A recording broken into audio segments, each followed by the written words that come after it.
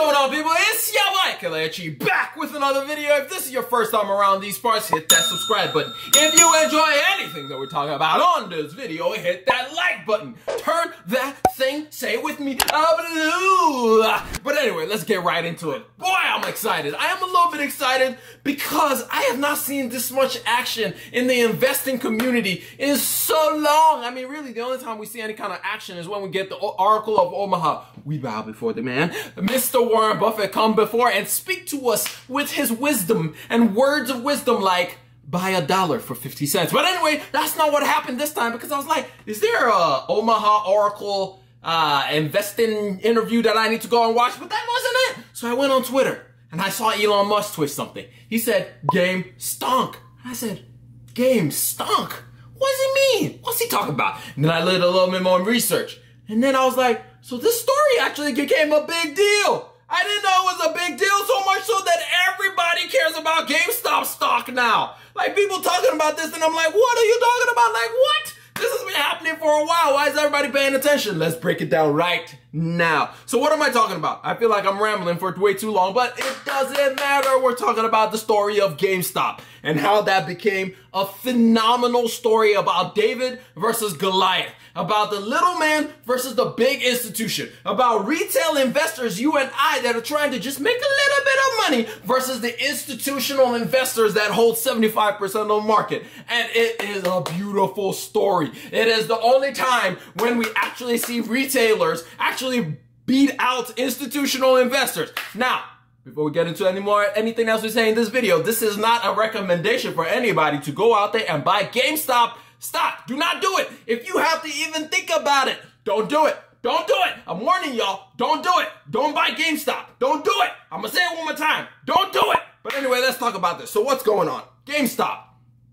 So GameStop, as you and I know, is a retailer where in the past, we'll go to the stores to go buy games. You know, we go there, me and my friend, me and my best friend, I'm out of breath a little bit. Me and my best friend used to go there and it was like nirvana. It was like, oh my God, this is heaven. Well, not really, but you know, oh my gosh, this is where I want to be right now. And so we'll be in GameStop, but over time, because of something called Amazon, GameStop has been losing a lot of revenue. And then there was something else that started, you know, the internet. So, you know, people started downloading their games, spending way less money at GameStop. People stopped because they're downloading their game back now. They're no longer selling their games back to GameStop, which was one of the biggest ways they made their money. Basically, you sell them your used game. They sell it back at a 30, 100,000% profit because they'll buy your game for like $2 and then sell it for like $30. So that's how GameStop made his money. But then as the industry changed, GameStop was not able to change as quickly with the industry. So it's been very much a laggard. Now, it doesn't mean that GameStop has been going out of business, but it's been a laggard. So recently, GameStop had a CEO change. The CEO of Chewy, if you don't know what Chewy is, you don't have a pet, and that's okay. But Chewy is a website where people would order pet food for their pets and all the pet accessories. Think of it as Amazon for pets. That's basically what Chewy is. And so people believe that this new CEO, of the founder of Chewy, will be able to change the way that GameStop is operated. That's what people believe. So a lot of people started buying into the company because they believed that the company is going to do well in the future now and might be on a better trajectory. So that's the bet that they're placing, basically. That's what they believe will happen. So along these lines, there's another group of investors. We like to call them the short sellers. These guys, basically what they do is they look at a stock that they believe is overvalued, and then they'll go to a brokerage, like let's say Fidelity, for example. They'll go to Fidelity and say, hey, Fidelity, give me shares of GameStop and I'll loan me shares of GameStop. I'll give it back to you on a certain date.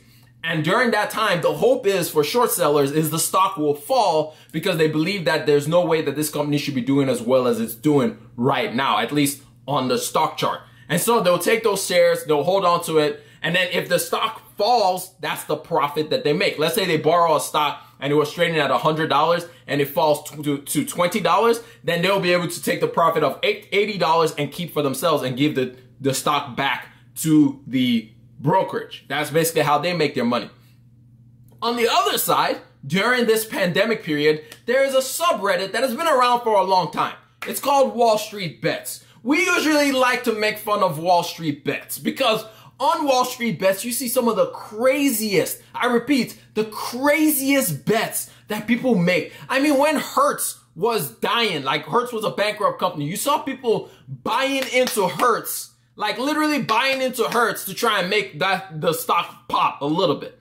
And so these same investors on Wallstreetbets, or some of them might be gamblers, I'm not gonna lie, but these same retail investors on Wallstreetbets saw the GameStop thing and they believed that GameStop is gonna take off. So they started buying into GameStop. And it wasn't just like one of them was like, oh, I'm buying into GameStop. It was a concerted effort where there's about 2.2 million people on the subreddit. So let's just say about 200,000 people decided to buy GameStop. So they bought GameStop, which caused a little bit of a pop in the price of GameStop. Just a little bit of a pop. But then what happens is for the short sellers, if the stock goes up rather than down, the short sellers have to cover their position by actually buying the shares. And so the short sellers bought shares of GameStop when it popped. And so when that happened, it popped a little bit. So more short sellers had to buy in. And so began the spiral of short sellers. And so all of a sudden, all these short sellers had to buy more and more and more and more stocks of GameStop to be able to cover their positions.